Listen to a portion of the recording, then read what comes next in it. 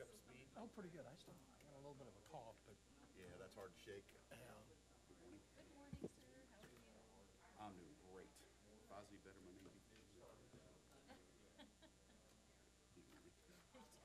be. You hear me?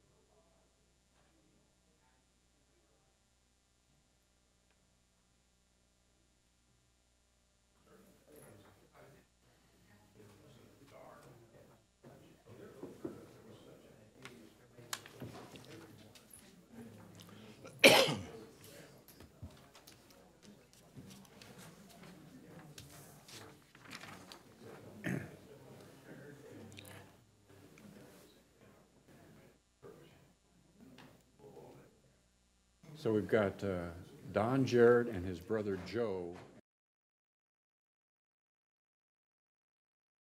The Jomo.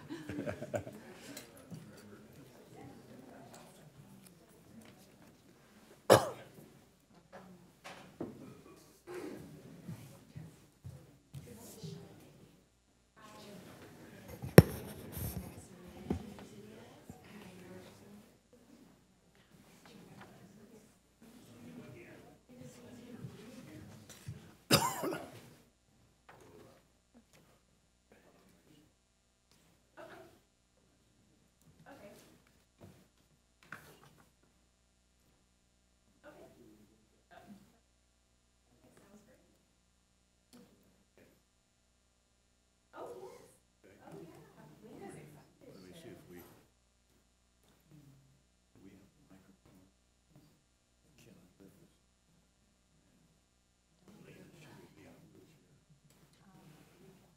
There.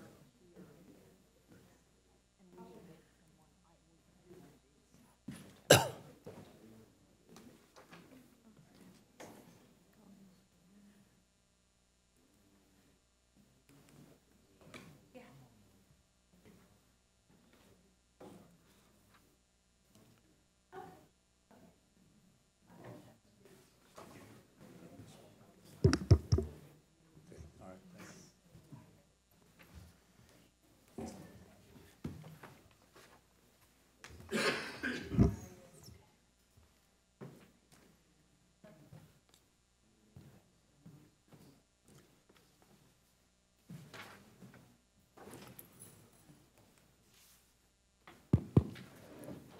You're on.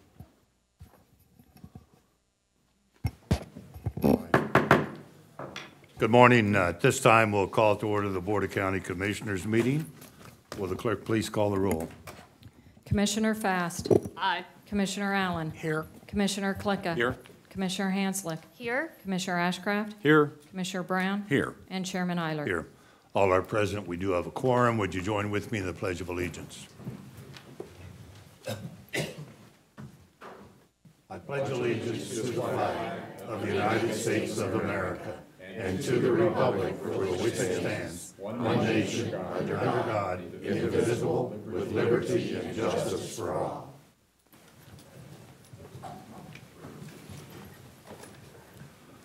For those who are present, if you have a noise-making device, would ask that you turn it to silent mode or off so as not to interfere with our electronic communications. We do have one presentation to make this morning. We'll do so at this time.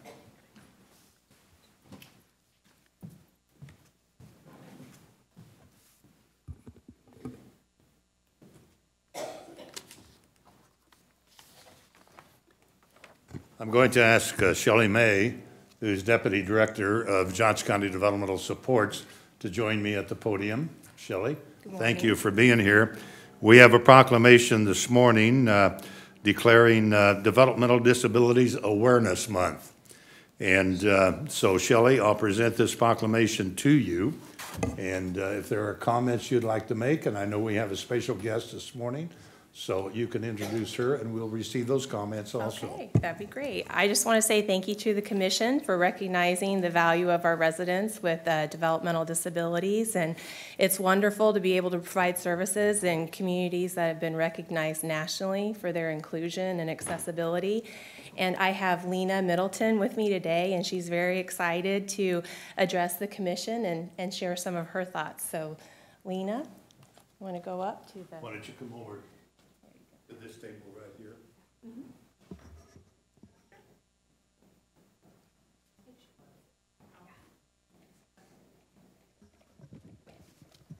Should be on, so just speak right into that microphone. My name is Marlena Middleton. I am a person with a disability.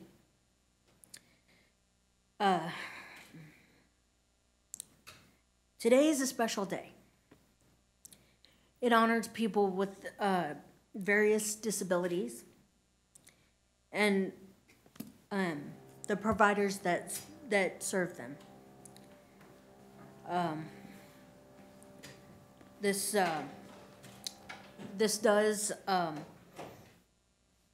I do receive services from Life Centers of Kansas and Life Centers of Kansas.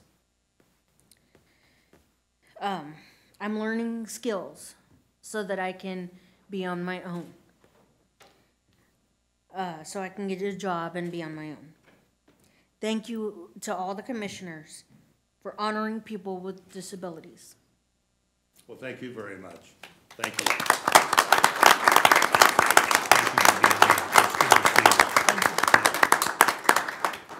Why don't we turn around here and we can get a photo? Okay. Here,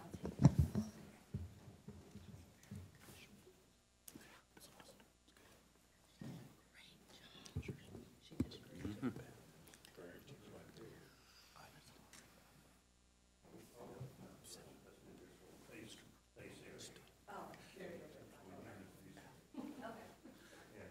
Why don't you hold the proclamation? Very good.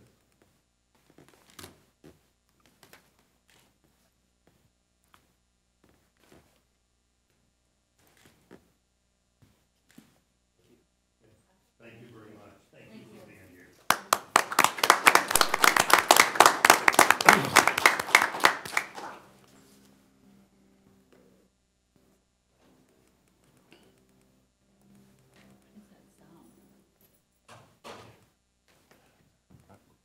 I think they're putting in new dentures for someone.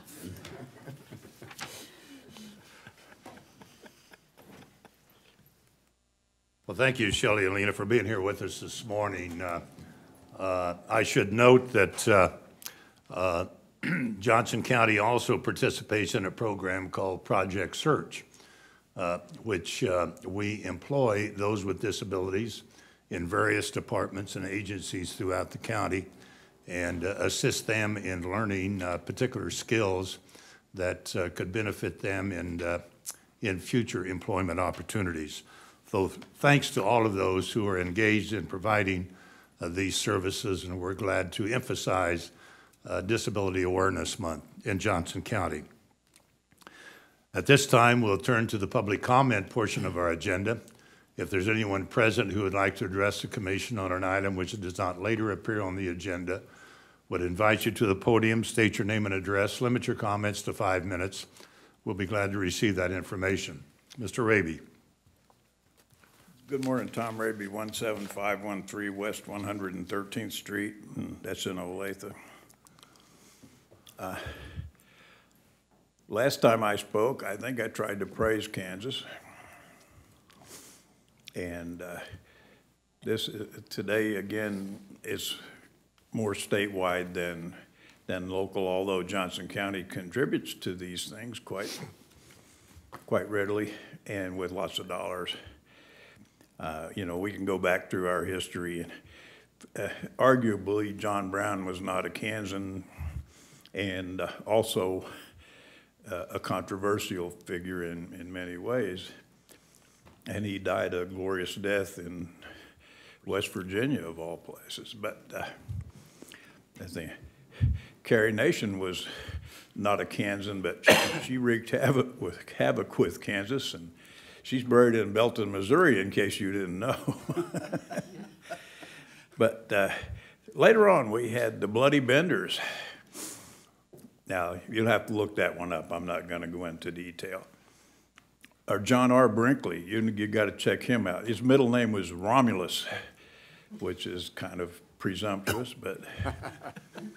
And Vern Miller, more recently, a famous character and he was a Kansan. John R. Brinkley also was not a native Kansan. He came from North Carolina, but by way of Chicago and other places. But Vern Miller was a Kansan. And and I won't go into the history of Vern Miller other than to say he tried to arrest an Amtrak train one time. But since I've been in Kansas most of the time, I had a couple of reprieves, but since 1977, and that's a fairly long time to make judgments, and Kansas sends more money. We send enough money across the state line, and this comes mostly from Johnson County, but there's quite a few other contributors too. We send money across state lines that could easily be spent in Kansas. And why the heck is that, you say? Well, a biggie, gasoline, sales tax sometimes, food sales tax sometimes, but a biggie is liquor and alcoholic beverages. And when visitors come to Kansas, you wonder, why don't they want to come back? Well, they got a Costco card. Well, you can't buy wine in Costco in Kansas. Well, why not? Because we got these antiquated liquor and alcohol laws that allow a very small number of people to control the distribution of those items. You can't buy, West Virginia I mentioned a few minutes ago. Well, you can buy wine in a Walmart in West Virginia, backward state that it is, right?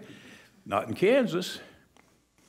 And all this contributes to the outflow of income to Kansas residents to the economy of a neighboring state, primarily Missouri, but there's others.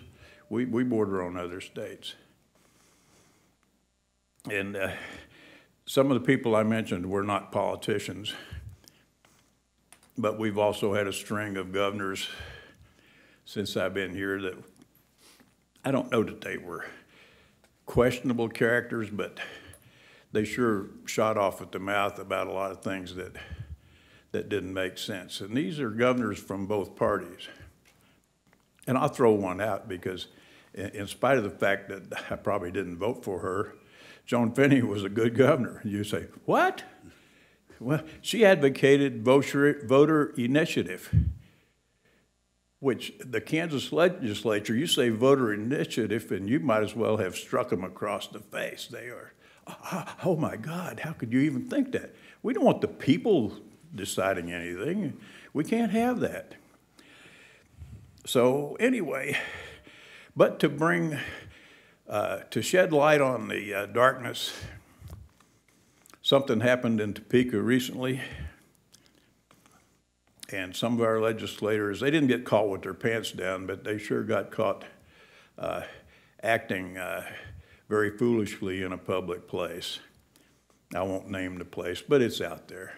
The Capital Journal printed a pretty big, fairly comprehensive article about it. So we'd like to hold our head high and say, by golly, I'm from Johnson County, Kansas, and all my tax money goes to school districts who don't spend it all that well, but by golly, that's where it goes. Thank you. Thank you. Is there anyone else? If there's no one else to be heard, the public comment portion of our agenda is concluded. I do have notes for the record this morning. I will be signing the following: an agreement with the City of Olathe for design of stormwater project known as Stevenson Street, East Oak Street to Grace Terrace Stormwater Improvement. An agreement with the City of Lake Quivira for construction of a stormwater management project known as retrofit of East Sediment Basin. And finally, an agreement with the City of Shawnee for preliminary engineering study of a stormwater management project known as 67th and Cottonwood Drive Stormwater Improvement. That concludes notes for the record. Moving to the consent agenda, the clerk will please read the proposed consent agenda. Item number 1, consider reappointing A.J. Lang as the 6th District Representative to the Board of Zoning Appeals through May 5th, 2021. Item number 2, consider reappointing Darren Schaefer as the 6th District Representative to the Southwest Consolidated Zoning Board through March 13th, 2022. Item number 3, consider reappointing Kathleen Wellnauer as the 6th District Representative to the Northwest Consolidated Zoning Board through January 7th, 2022. Item number 4, consider appointing Melissa Morris as the 6th District Representative to the Northwest Consolidated Zoning Board through January 7th, 2021. Item number 5, consider ratifying the Chairman's reappointment of Michael L. Seitz and Marilyn Scaff to the Mental Health Center Advisory Board through February 6, 2022. Item number 6, consider ratifying the Chairman's appointment of Ken Whiteside to the Mental Health Center Advisory Board through February 6, 2020. Item number 7, consider ratifying the Chairman's appointment of Mike Waldrod to the Mental Health Center Advisory Board through February 6, 2021.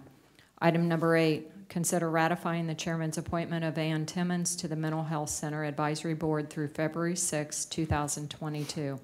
Item number 9, consider ratifying the Chairman's reappointment of David P. Elliott to the Contractor Licensing Review Board through January 17, 2023.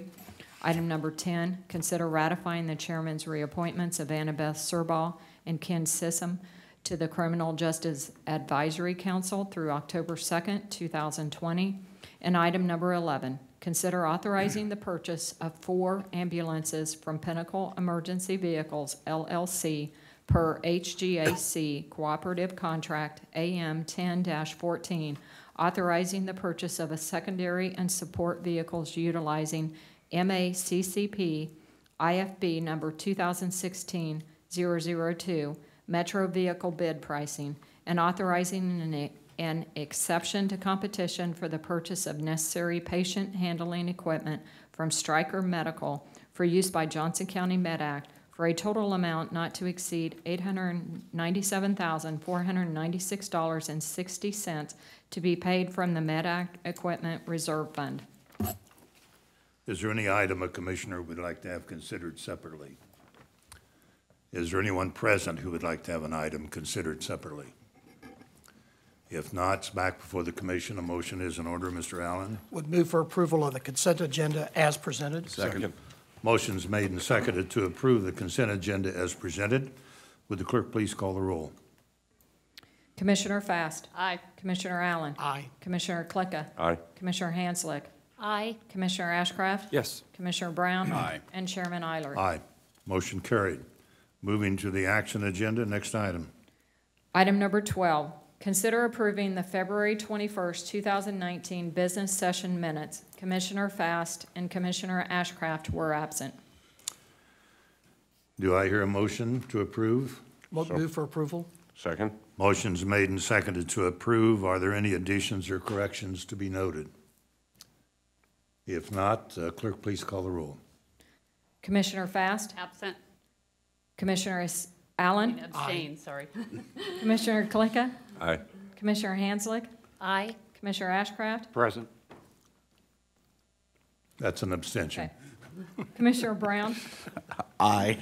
and Chairman Eilert. Aye. Motion carried. Next item. Item number 13, Resolution number WD 19-008, conduct a public hearing and consider authorizing funds for Johnson County wastewater facility improvement projects in an amount not to exceed $3,930,000. Public hearing is open. Ms. Pecaric. Good morning, Chairman and Commissioners. Susan Pecaric with Wastewater. The request before you is for multiple projects that are part of Wastewater's capital improvement program. The projects that we are requesting include the following. The first grouping is for treatment and pumping asset renewal, and the amount requested is $2,270,000. These are projects that we've identified through our asset renewal program, where we have a need of renewal, whether it's due to condition or reliability or perhaps a risk of failure or safety concerns. These projects will include evaluations, designs, and construction of some improvements. Engineering services will be provided by the consultants that were selected under the treatment and pumping asset renewal request for proposal process. And construction will be provided using existing term and supply contractors or using the county's purchasing procedures. The second request is for Middle Basin Fog System, and FOG stands for fats, oils, and grease, for improvements to that system. The amount we're requesting is $120,000. In April of 2016, the board had authorized funding in the amount of $148,000 for a project to improve the fog system. But soon after that project was authorized, one of the digesters experienced an upset. And so we put that project on hold until we could analyze and identify solutions for reducing the risk of that kind of failure or digester upset going forward. We've completed that analysis, and there were additional improvements that are identified for the fog mixing system. So this request is in addition to that original request. And this is, I've got a map up here on the screen, and so the fog system's located inside this red box at the Douglas L. Smith Middle Basin plant. The next request is for electrical system improvements. This is for an additional request to design that was previously authorized by the board. As the designers were going into design, they identified some additional electrical improvements at 3 facilities. One is the Belinder facility, and we're working on switchgear here at the Belinder facility that's located between State Park Road and Belinder Road. The second one is at Middle Basin, identified some additional electrical system work that needs to be done at several locations at the Douglas L. Smith Middle Basin facility. And the last location is at the New Century Air Center Treatment Facility, and again, identified some additional work that needs to be done on the electrical gear, actually the enclosure for that gear. The amount of the request is $155,000. The next request is for digester operational assistance. This request is for continued assistance with a digester operation at Middle Basin. As I spoke previously, several improvements were identified to help us reduce the risk of any future digester upsets. There are now concurrent projects going on, and the assistance from Black & Veatch, who did the original analysis, is needed through the startup of those projects. And that, I had a map for that as well. That's really covering this whole digester fog system area there at Middle Basin. The last request is for wastewater facility term and supply construction projects. The amount of this request is $1,275,000, and it's for construction phase funding that will be executed as part of the wastewater facilities repair and improvements term and supply contract. This was previously authorized by the board. And we have several improvements that we've identified at pumping stations and treatment facilities. The total amount of funding requested for all of these projects is $3,930,000. These projects were included as part of the capital improvement program that we presented to the board last year in May. I'll be happy to answer any questions. Questions of the staff? All right, this is a public hearing. Is there anyone present who would like to speak to this issue or any part thereof? There's no one to be heard. The public hearing is closed. It's back before the commission. A motion would be in order. Mr. Clickett. Find that motion here. I move that the board approve resolution number WD 19-008 authorizing funds for the Johnson County wastewater facility improvement projects in an amount not to exceed $3,930,000. Second. Motion has been made and seconded to approve the resolution in regards to the wastewater improvements as noted. Any further questions or discussion? Mr. Ashcraft. Thank you, Mr. Chairman. Mr. Chairman, as you know, I've expressed some reservations about the format of some of these projects in the past, not the projects themselves. I think they make a lot of sense in almost every case. And I wanted to share with you that I had an opportunity to visit with Director Pekarik yesterday, and she was able to explain to me particularly concerns I had about the first project listed and the last on this sheet.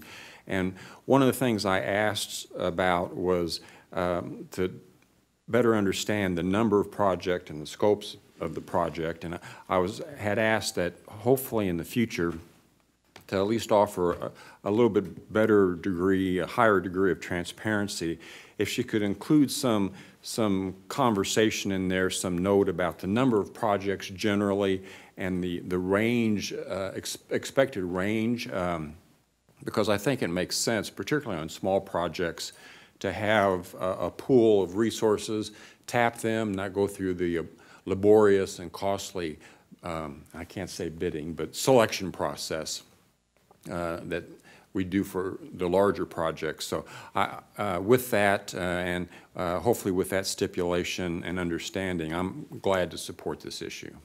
Any other comments? All right, if not, the motion to approve is before us. Clerk, please call the roll. Commissioner Fast. Aye. Commissioner Allen. Aye. Commissioner Klicka. Aye. Commissioner Hanslick. Aye. Commissioner Ashcraft. Yes. Commissioner Brown. Aye. And Chairman Eilert. Aye, motion carried. Thank you. Next item. Item number 14, consider authorizing a contract with BI Incorporated for electronic monitoring and services at a cost not to exceed $725,000 for a one-year period with the option to renew 4 additional one-year periods per U.S. Communities Contract 201-844-994. Mr. Sullivan. Good morning, Robert Sullivan, Department of Corrections. This contract will allow us to lease electronic monitoring equipment for individuals that we monitor on our electronic monitoring program.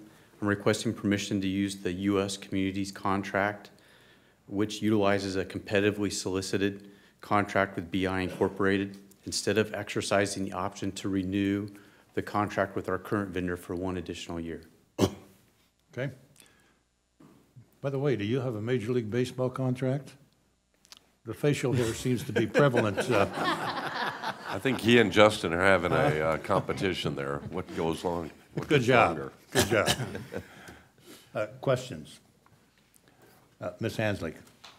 Thank you, Mr. Sullivan. I just wanted to commend your staff. Last week, I had the opportunity to go to the Juvenile Corrections open house at the Adolescent Center for Treatment, and one of the opportunities I had was to talk to the staff that actually oversee this project, have their brochure right here, and it was very helpful to understand some of their needs and challenges, so I will be supporting this issue. Thank you. Okay. Mr. Ashcraft. Thank you, Mr. Chairman. Mr. Sullivan, I wanted to, I'll say commend you. That may not be exactly the right term, but I appreciate the fact that you are reviewing contracts and if it makes sense to move on with a different vendor, because I get the sense sometimes we lock into a certain vendor and go through the end without a due diligent review. I know you've worked at this very hard and you make this as a serious recommendation for serious reasons, and I appreciate that and respect that and am supportive. Okay. Is there anyone present who would like to address the commission on this item? No one to be heard. It's back before the commission. A motion would be in order. I'll move. Ms. Fast. I move to authorize a contract to BI Inc. for electronic monitoring services at a cost not to exceed $725,000 for a one-year period with the option to renew 4 additional one-year periods per U.S. Communities Contract 201-844-994. Second. Motion's made and seconded to approve the contract as noted. Any further comments? There being none, clerk, please call the roll. Commissioner Fast. Aye. Commissioner Allen. Aye. Commissioner Klicka. Aye. Commissioner Hanslick. Aye. Commissioner Ashcraft. Yes. Commissioner Brown. Aye. And Chairman Eilert. Aye. Motion carried. Are there any other items? No, sir.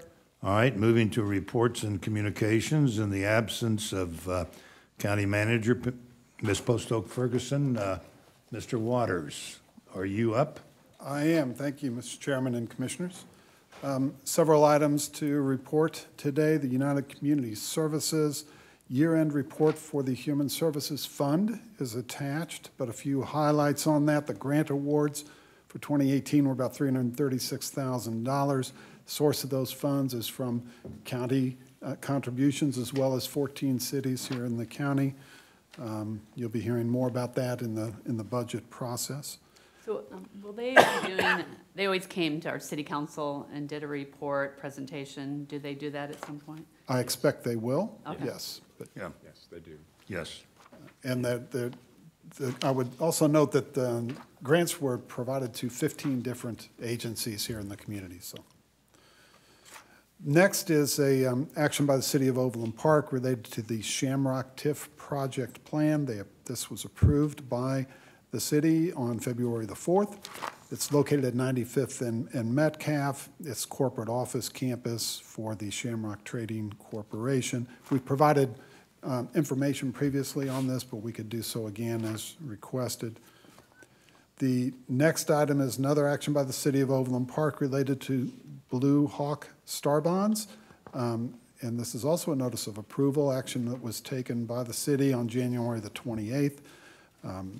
This is, as you probably know, at 159th Street and US 69 Highway.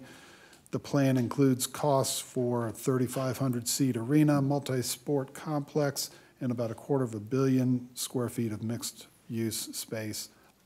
Quite a lot of prior documentation has been provided, but again, we can provide that again if you are interested. Mr. Waters, if you would kindly, I'd like to get a more current update on these two projects here. Related to Blue Hawk? To the Star Bonds. Yes. Okay, I will thank do you. that.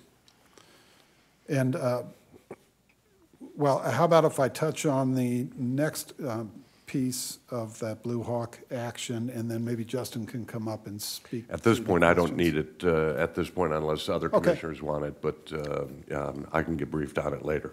Will do. Thank you. The next item is a notice of public hearing related to the Blue Hawk Star Bond project plan. It's a modification to that plan to remove the proposed museum that has been previously approved. And that is a hearing for April the 1st. The last item to report on is City of Lenexa tax exemption. It's a notice to the notice of public hearing for Odo corporate headquarters property. This will be held on March the 19th. This property is at Lackman Road and about 105th Street. It's a $19 million project funded through industrial revenue bonds for a 92,000 square foot office warehouse project for their headquarters. That's all I have. Questions? Mr. Brown. Thank you, Chairman. Mr. Waters, I have a question on item number 2, the Shamrock TIF project plan. I don't know a whole lot about that project, but it was the bit that I did understand at the original announcement of a proposed project was it was going to be towers for office. I didn't realize, it makes sense, but I didn't realize that there was a retail component where TIF as a tool could be used, so I'd like some more information on that, please. Okay. Thank you. I'll provide that. Any other questions? Mr. Ashcraft. Thank you, Mr. Chairman.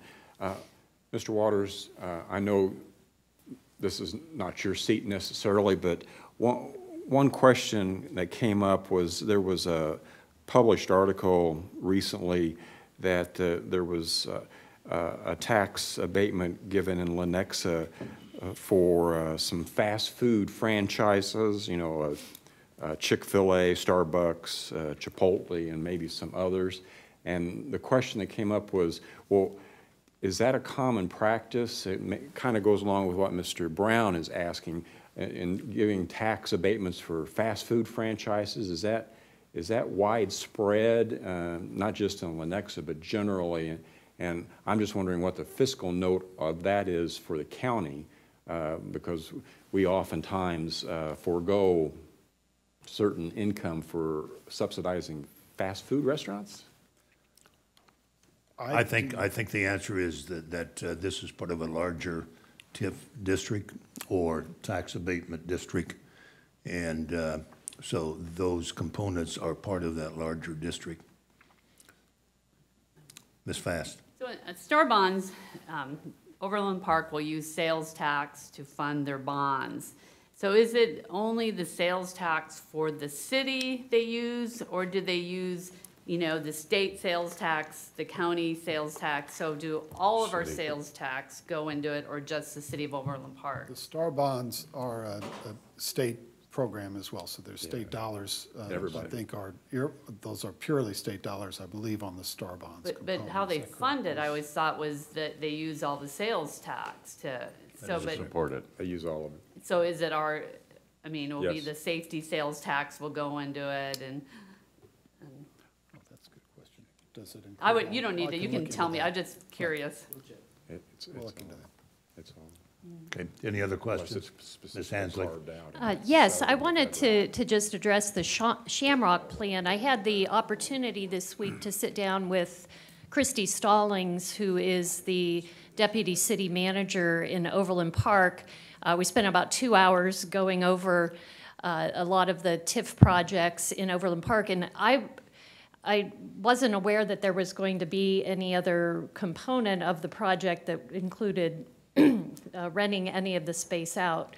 So we may want to clarify that, because I actually asked that question, will any of this space be leased? And if I recall, her answer was no, that it will be all Shamrock office buildings. Yeah. Yeah, so we. Yeah, and I'm not, again, I'm uncertain whether it's a property tax abatement, which would not involve sales taxes. If it's an office project, traditional TIF, which would use sales tax, that would not be generated. So my guess is it's probably property tax. Yep. Any other questions? And we'll look into that. We'll get you answers. That it? Yes, sir. Okay. Legislative update, Ms. Green. Good morning, Chairman and Commissioners. Cindy Green with the County Manager's Office. We had our first bill signed for the session by Governor Kelly last week. It was the $115 million repayment to the Capers Fund, so we were pleased to see that get passed. The House had some action last week that I had mentioned about Senate Bill 22, the mega tax bill. It had passed out on Friday with a vote of 76 to 43, and the Senate has actually taken that up today. And the Senate options are, because this bill was a combo bill, that they had already passed Senate Bill 22, but then the House amended 2 additional bills into it. So the Senate options are they concur with the changes the House made, or they can non-concur. And then when they non-concur, it goes to a conference committee of 3 senators and 3 representatives. So that is on their floor today. In addition, the Senate will also be debating their K-12 education bill, and then a bill in regards to notification of domestic violence when someone is released from jail will be on the Senate floor. And then their other item is they are going to be confirming Dr. Lee Norman as the Secretary for Department of Health and Environment. The House has nothing on their agenda today. So I'm going to go into some House committee meetings, or Senate committee meetings first. They had a hearing this week on House Bill 2006, and that was that economic incentive searchable database. Another bill is Ways and Means and Appropriations on both sides are working on their budgets and turning them into their committees. And yesterday, the Ways and Means was looking at the KDAD's budget, and they've got a 1% increase in there, and then plus additional dollars for a waiting list, which is something very important that our Johnson County Developmental Supports has been keeping a close eye on. And then they had a hearing on Senate tax, on Senate Bill 151, and this was the property tax bill I mentioned to you last week that they wanted to double from $20,000 to $40,000. The decrease that your properties would be appraised on in the 20 mil, It did not impact Johnson County and other cities and counties. It's just going to impact the state mill levy and how they fund. It will have a $46 million price tag to it, though. So it'll be interesting to see where that goes. There was a hearing in Senate Judiciary on House Bill 2034, and this is the one where it supported decision-making for adults, that it doesn't take it to the full extreme of having to give up all your rights, but to have some assistance when needed. Judiciary also looked at the outdated $1.50 per day that counties can charge, or that counties were charging, and we don't do that, but they're just trying to get the languages updated across the state. And so that bill is now had a hearing there. In Senate Utilities yesterday, they started hearings on the 911 Act and the increase in that fund, and they did not get through all of the people that wanted to testify, so they are continuing today. And Ellen Wernicke from our county is up there, and she did not speak yesterday but will today, she believes. So Ways and Means had Transportation Secretary Julia Lorenzen, and they are looking at a variety of different pieces of legislation and programs of what they could do to continue funding our highway programs. On the House side, there was a broadband committee discussion in the House Rural Revitalization Committee, and so they're looking at ways, and they actually heard from the state of Minnesota and how some of the programs that they've had help expand broadband across the state. And this keeps getting pushed into rural, but as we know, that's not just rural, it happens right here in Johnson County too. We had some excitement on Monday in the House Appropriations Budget Committee in regards to our IDD population and the KDADs. They had come with a great subcommittee report on how they thought this should be funded, which was a 2% increase and another $12 million for providers. And somebody put a motion in the meeting to delete that out of the budget, and there was no understanding. I mean, our lobbyists were calling, our folks at JCDS were all on phones trying to figure out what was happening. Never totally understood why this came in, but it did, and nobody made a motion the next day to put it back in. But there has been discussions with the chairman, and when they get ready to do the omnibus bill, he's going to work on getting something else put back in there. There is the 1% over on the Senate side, but we sure would prefer this 2% and the $12 million for the needs that we have going on there. So we will be keeping a close eye on that, and our lobbyists were on the phone immediately, so we appreciated them keeping us in touch. The bill, Senate Bill 15, this was the service-connected bill for our police and fire and our MEDEC people that they had requested we support at one point. It had a hearing on the House side, so that was good news. And then multiple transportation bills on the House side. There are several that are increasing the motor fuel tax. The first one's House Bill 2370, and this pretty much raises it a cent for motor vehicle fuels and then different percentages on some of the other fuels. But this would be a 4-year program where it would continue to increase it. And then there was a House Bill 2381, and this is a 6-cent increase for the motor fuels tax. The league and the county association actually were against this bill because it takes away the percentage that we get for the county city fund. So we are not, they weren't opposing the fact that they're considering increasing. They agree we need to be doing something to fund our transportation, but they didn't like the change in this language that would reduce the amount we get. Because as you know, we've been using some of those funds to help fund our match that we could get from the feds because KDOT didn't have the funds to help with the 75th Street project. So we're glad to see them up there keeping an eye out for us. And then in regards to, there was another bill in House tax that would transfer some funds from the general fund to help fund some of the county revenues to help for bridge improvement. So you could go up to KDOT, and if you had a bridge you were going to be improving and paying for, and you could request some funds from them that would be transferred over. And then they had the tax lid exemption for transportation construction projects.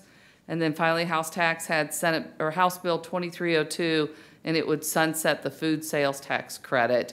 And this was a credit that we had to be 55 years of age or have some other disabilities, and that you would go back to getting that income tax credit for the sales tax instead of getting rid of the sales tax on food for everybody. It would just go back to assisting the poor. And then finally, the last item I'm going to mention is it's a House concurrent resolution 5007. And this is a request to put on a constitutional amendment on the ballot that counties would get their home rule from the Constitution and not from the legislators. And we are going to be providing testimony in support of that bill for next week's hearing. That's all I have to report today, unless there's additional questions. Questions? Ms. Hanslick. I just wanted to commend, excuse me, Ms. Green. I so much appreciate her responsiveness and knowledge about things going on in the legislature. Yesterday morning, early in the morning, I was in a meeting and had some questions, and I was able to just text her, and she immediately responded, and we were able to utilize that information in the meeting. So thank you for being so responsive and helpful. I appreciate it. You are welcome. Okay. Thank you. All right, we'll turn to commission comments. Ms. Hanslick. Thank you, Chairman Eilert. I just wanted to again thank the Department of Corrections for the open house last week about the juvenile corrections services that we have here in Johnson County. It was very helpful, and I was very impressed with the dedication of our staff there. They deal with a lot of very difficult and challenging situations, and they're very professional and knowledgeable, so I appreciated that. I'm also thrilled to be the liaison to the Commission on Aging, and we had a great meeting yesterday, and we have Area Agency on Agency Legislative Day coming up on March 27th.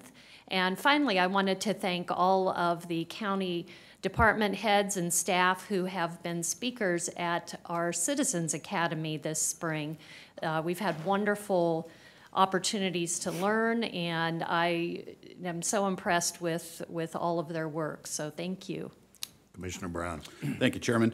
I have 3 items. Wanted to just bring to everybody's attention that there is still much discussion occurring at Intermodal in and around Edgerton and Gardner. It continues. The growth pattern and the explosive growth there is forecast to continue.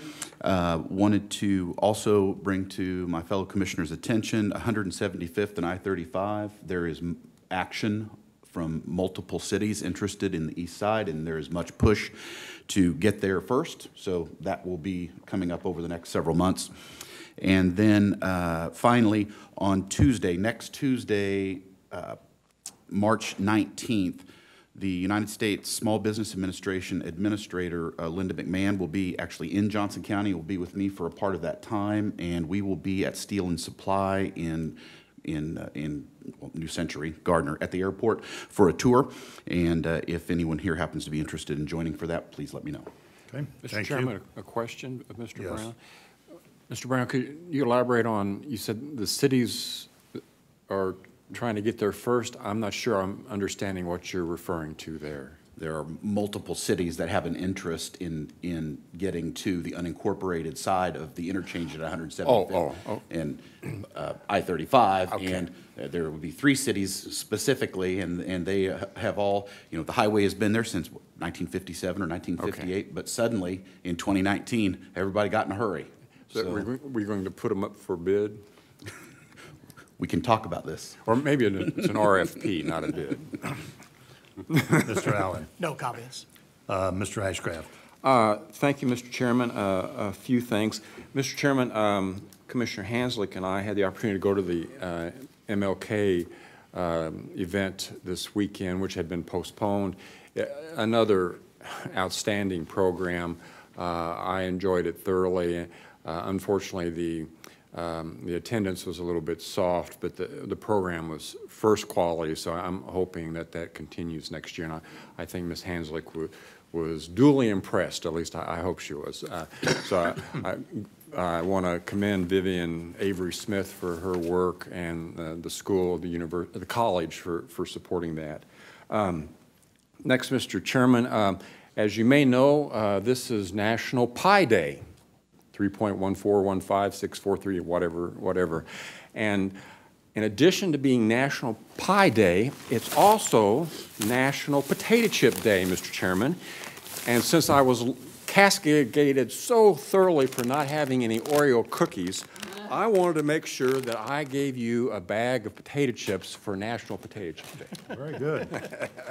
How could you ask for more? What else could I ask for? Well, that's not very many. Could at least got him a larger bag. Exactly my point. Yeah. Mr. Klicka. Nothing. Ms. Fast. I just wanted to highlight, last week during the Juvenile Detention Center open house, had a tour of the residential facility for adolescents, and Johnson County has just a state-of-the-art adolescent treatment center for substance abuse. These are very rare in Northeast Kansas. Encourage any of you to tour this residential treatment. We're very blessed to have this for adolescent use. Suicide is becoming one of the top areas of death in Kansas and often related to substance abuse. I also was deeply touched with your remarks today, just very well written, passionate. I have a brother with Down syndrome, so thank you for speaking on his behalf too. Thank you. We do have a audit committee meeting beginning at 11 a.m. or as soon thereafter. Today, that will be held in room 202-204. Also this evening, and there may be some confusion on the time, but let me emphasize, the joint meeting with the library board will begin at 5 p.m. and dinner will be provided, followed by the joint meeting at the Central Resource Library. We do have a request for an executive session of 5 minutes' time. Mr. Allen, let's see if we can do that by 10:35. We'll give it a shot. Okay. Thank you, Mr. Chairman. I move that the board recess its open meeting and convene an executive session at approximately 10:35 a.m. for a period of 5 minutes for the purpose of discussing pending litigation and preservation of attorney-client privilege, and to reconvene an open session at this room at approximately 10:40 a.m. or as soon thereafter as the executive session may end. Second. Motion's made and seconded to approve the request for the executive session. Will the clerk please call the roll? Commissioner Fast. Aye. Commissioner Allen. Aye. Commissioner Klicka. Aye. Commissioner Hanslick. Aye. Commissioner Ashcraft. Yes. Commissioner Brown. Aye. And Chairman Eilert. Aye. Motion carried. Mr. Chairman? Yes. Point of clarification, that the joint meeting this evening begins at 5:30. But dinner at Well, 5. dinner's at 5, right. Dinner's at Followed 5, by meeting's the- at 5:30. By the joint session, yes. Okay. Okay. Well, we are in recess. We'll take a short break, come back for agenda review, followed by the executive session. Thank you, Mr. Chair. Okay, so we don't have to be there till 5:30 to eat, and then we have a meeting afterwards? I think their board meeting starts.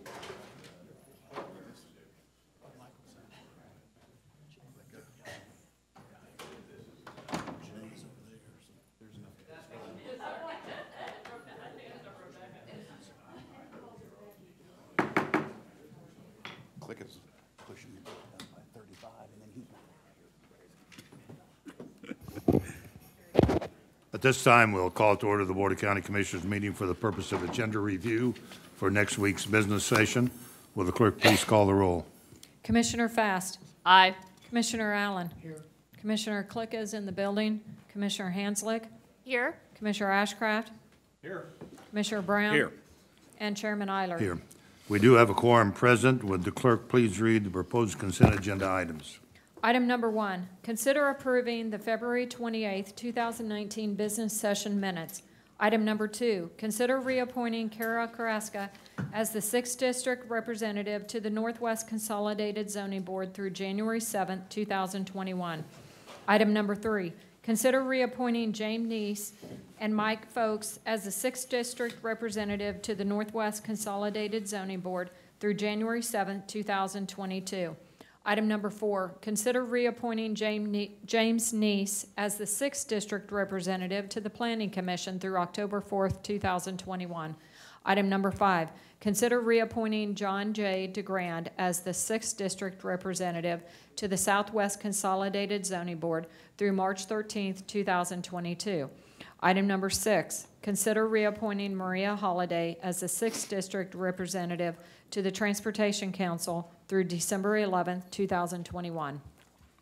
Are there questions on any of those proposed agenda items? If not, they will stand. Moving to the action agenda. Item number 7, consider authorizing the purchase of various fleet vehicles and equipment from competitively solicited contracts in an amount not to exceed $3,164,581. Yes. Good morning. Chris Butler, Director of Fleet Services. The item before you is our annual vehicle purchase request. It's a little different than it's been in the past because we are continuing to develop through the Vehicle Equipment Reserve Fund. It was developed, or it was brought into fruition in 2018, and Fleet began management of the reserve fund at that point in time. As part of the fund development, most of the department's fleet's assets were transferred into the Fleet Fund, and these departments agreed to transfer departmental funds, both one-time and ongoing, into the Fleet Equipment Reserve Fund to support future vehicle and equipment replacement. What we're doing is we are executing the plan that we have for vehicle and equipment replacement. We're following our standard operating procedures.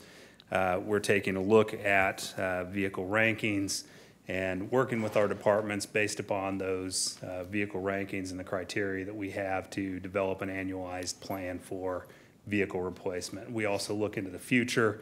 In fact, this year we've created a matrix of vehicle purchasing for each one of our departments that goes all the way out to, I believe, 2035, which is way beyond what we necessarily need to look at, but it truly gives us an idea year to year what we can look at for planned expenditures and how we can optimize expenditures within those departments to try and get to a point where we're budgeting closer to an annualized amount and don't have the highs and the lows that we've experienced in the past. With that, I'll stand for questions. Chris, is this part of the, I call it the multi-jurisdictional contract? The vehicles that we will be purchasing off of the vehicles that we will be purchasing will come off of a number of competitively solicited contracts. Which includes the Metro bid, the Metro vehicle contract. We will take a look at each one of our purchases, and we've identified through all of these vehicles where we believe the purchases will come off of. But what we want to do is we want to make sure before we actually pull the trigger on these purchases that we also price those vehicles out and we make sure vehicles and units out. So we make sure that we are getting the best price for those units at that point in time. We don't just want it to be the easiest way. We want to make sure that we're doing it the right way as well. So we want to look at that contract, and that's a great base point, and probably greater than 90% of our vehicles will come off that contract or off an HGAC buy contract or something along those lines. But we want to be able to have that flexibility to follow purchasing guidelines and be able to make purchases outside of those contracts if they are better priced. Okay, Mr. Ashcraft. Thank you, Mr. Chairman. I'm sorry. Mr. Chairman, I just wanted to share with you, I had a chance to visit with Mr. Butler yesterday on a previous agenda item, and we talked about this one. And I wanted to commend Mr. Butler and his approach to looking a little more deeply for cost savings and cost options. I hope you find that how we've always done it has been the most effective, but you're not living with that assumption. You're pushing the boundary outside the box. I commend you for that. But I wanted to share, Mr. Chairman, Mr. Butler mentioned this. His analysis in terms of the ranking of the replacement and the cost-effective opportunities there is actually first rate. The analytics that he's developed is really first class. I wanted to commend him for that, and I wanted to make sure that his boss heard that it was very good in case his boss is present, and maybe his boss's boss if they haven't heard that. So I just wanted to share that. But I did have one question, and you mentioned this in passing. You said most of the vehicles were transferred. So as I understand it, the sheriff's is not in this. But who else is not in this, and are they going to take the opportunity to avail themselves of this analytical approach? Because it's, I mean, it is very strong in my personal opinion, and maybe it can be improved, but it's from where you were when I first came on the commission 8 years ago. I mean, you have made huge strides, so I commend you for that. But back to those that aren't on the list, what's the thought process there? Why not? Sure, I'll answer that in kind of two parts because you asked a specific question. The first part is there are departments that are part of Fleet Services right now, and Fleet Services really looks at us as extensions of those departments. We really reach out, and there are 16 different groups within the county that we consider our direct departments. The majority of the vehicles from within each of those departments were transferred over to Fleet. The exceptions to those are wastewater. Those vehicles remained in wastewater, but we do manage all of those. And some specific vehicles that are on grants stayed kind of, even though they're all under the Board of County Commissioners ownership, they stayed with the departments because of the reasons of those grants.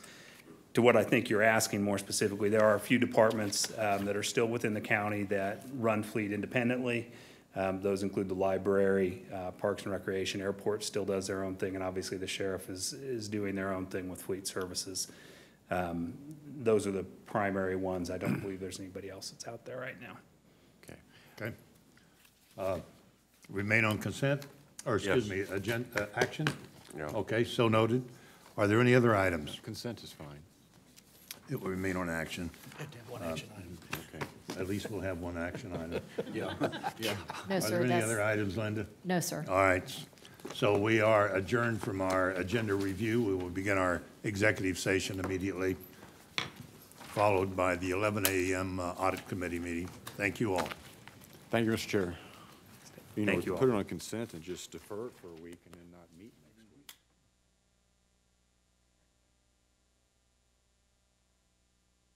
Miss a meeting, can you, Mr. Chairman?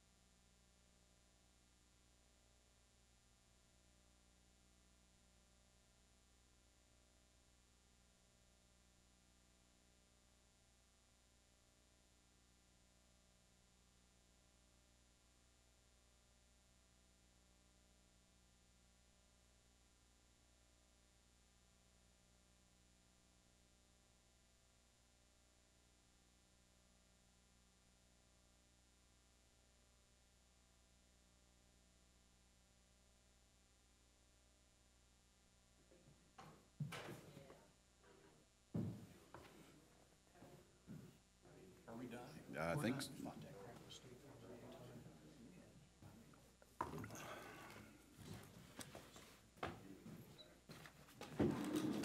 The record will reflect that at approximately 11:40 a.m. excuse me, 10:40 a.m. we reconvened into open session. No action is required, so we are adjourned. Thank you all very much. Thank you, Mr. Chairman. Enjoy your chips. Your chips. Keep a hand on your own. And we won't. We won't, yeah. We're the poor. He's wealthy. I know.